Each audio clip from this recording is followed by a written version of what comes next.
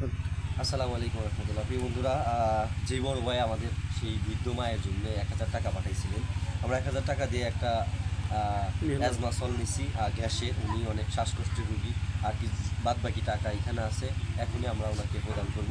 সবাই আমাদের পাশে থাকবে। প্রিয় বন্ধুরা, এই সেই বৃদ্ধ মায়ের অবস্থা দেখেন, হাতে পায়ে একেবারে পানি হয়ে গেছে। যেই বড় ভাই আমাদেরকে অর্থ দিয়ে সহযোগিতা করছে, খুবই কষ্ট। দেখেন না, ওষুধ না খাইলে দেখেন কত ওষুধ। প্রিয় বন্ধুরা, আসলে এতটাই কষ্ট লাগে মানুষের অভাব দেখে। খুবই অভাবে আছেন ওনারা, যেই পরিমাণ কষ্টে থাকেন দেখেন, পরিবেশটা একেবারেই কষ্টদায়ক।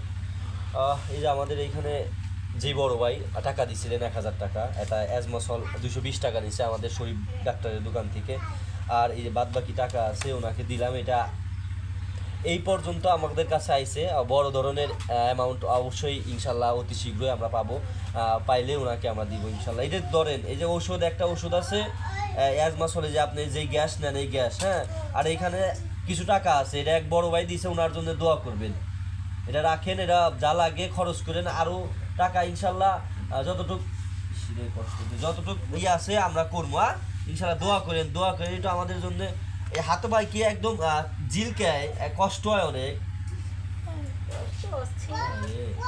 কথা বলতে পারতেছে না। দেখেন এগুলো কি মানুষ